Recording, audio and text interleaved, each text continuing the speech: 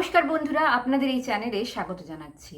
আপনারা প্রত্যেকেই হয়তো একটা খবর পেয়ে বিভ্রান্ত হয়ে উঠেছেন যে 22শে জুলাই থেকে যুবশক্তি প্রকল্পের অফিসিয়াল যে ওয়েবসাইট সেটা খুলে গেছে এবং ফর্ম ফিল আপও শুরু হয়ে গেছে। সোশ্যাল মিডিয়া জুড়ে এই নিউজটা কিন্তু এখন ছড়াচ্ছে এবং প্রথমেই বলে রাখি যে এটা একটা ভুয়ো নিউজ। আপনারা ভুলেও কিন্তু এই ভুয়ো খবরে একদমই বিচলিত হবেন না।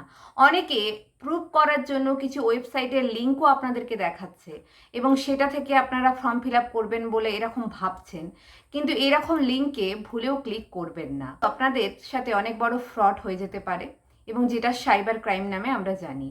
তাই ভুলেও কোনো রকম কোনো আনঅফিসিয়াল কোনো ওয়েবসাইটে ক্লিক করবেন না, এটা আমি ভিডিও শুরুতেই আপনাদেরকে বলে রাখছি।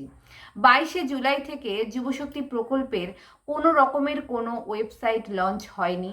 এমনকি যুবশক্তি প্রকল্পের ওয়েবসাইট কবে লঞ্চ হবে, কবে সেই টাকাটা আপনাদেরকে দেওয়া হবে, এটা নিয়েও কিন্তু এখনো পর্যন্ত কোনো বৈঠকই করেননি আমাদের মুখ্যমন্ত্রী শুভেন্দু অধিকারী। তাই আপনাদের মাথায় রাখতে হবে, যতক্ষণ না তিনি অফিসিয়ালিভাবে কোনো রকমের আপডেট দিচ্ছেন, আপনারা কিন্তু কোনো রকম ভুয়ো ওয়েবসাইটে ক্লিক করবেন না। আর আপনারা কখন জানতে পারবেন যে তিনি অফিসিয়ালিভাবে কোনো কিছু ঘোষণা করেছেন এই যুবশক্তি প্রকল্পের ব্যাপারে? তার জন্য আপনাদেরকে এই চ্যানেলটিকে ফলো করে রাখতে হবে একদম জেনুইন খবর পাওয়ার জন্য।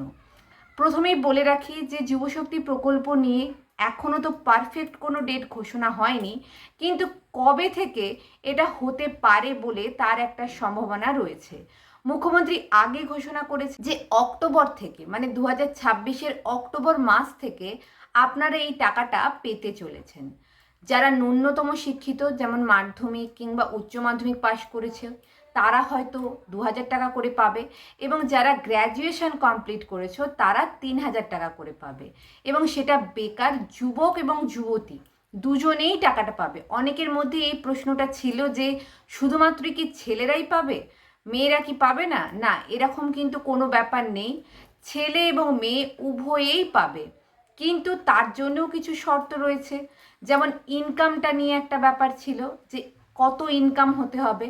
প্রথমে তো বলা হয়ে গেছিল যে 1 লাখ টাকা বাৎসরিক ইনকাম হলে হবে না, কিন্তু তারপরে মুখ্যমন্ত্রী আবারও ঘোষণা করেছেন যে 1 লাখ টাকা মাসিক ইনকাম হলে সেই পরিবার বিরত থাকবেন, বাৎসরিক ইনকাম হলে কোনো ক্ষতি নেই।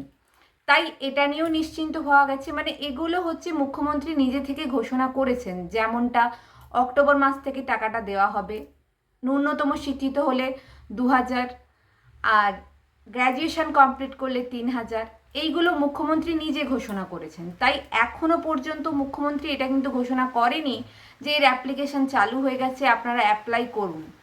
কিন্তু আপনাদেরকে যে যে ডকুমেন্টসগুলো অ্যারেঞ্জ করে রাখতে হতে পারে, যেমন আধার কার্ড, ভোটার কার্ড, ছবি, এগুলো আপনারা কাছে রাখবেন, কিন্তু কোথাও এখনো পর্যন্ত জমা দেওয়ার কথা কিন্তু আসেনি। আর আপনারা চাইলে যারা কলেজ থেকে নিজেদের পাস সার্টিফিকেটটা তোলেননি সেটা তুলে রাখতে পারেন, কারণ সেটাই আপনি যে গ্র্যাজুয়েশন কমপ্লিট করেছেন তার প্রমাণ।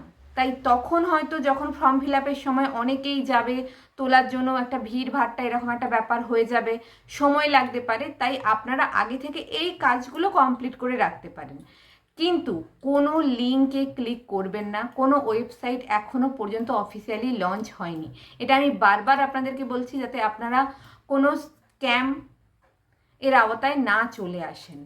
তাই আপনারা অবশ্যই এই জিনিসটাকে মাথায় রাখবেন, যখনই যুবশক্তি নিয়ে কোনো কিছু আপডেট আসবে আপনাদেরকে এই চ্যানেলের মাধ্যমে জানানো হবে। ভিডিওটি কেমন লাগলো অবশ্যই কমেন্ট করতে ভুলবেন না, আর এরকম আপডেট পাওয়ার জন্য আপনাদেরকে চ্যানেলের সাথে যুক্ত থাকতে হবে।